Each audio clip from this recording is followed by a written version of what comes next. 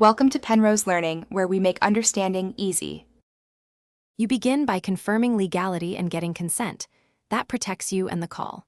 Next, choose either the phone's built-in recorder or a reputable third-party app and grant microphone and call permissions.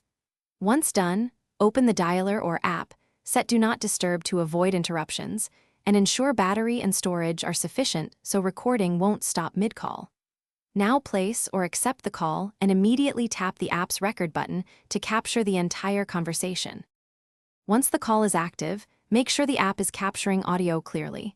Switch to speaker or connect a compatible headset if the recorder requires ambient input.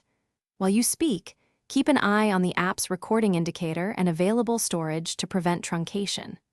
If the recorder supports live labels or tags, add a quick identifier like name and date so you can find the file later. Make short test comments to check quality. Then continue the conversation. This verifies the recording. When the call ends, stop the recorder and immediately save the file with a descriptive name so you don't lose context.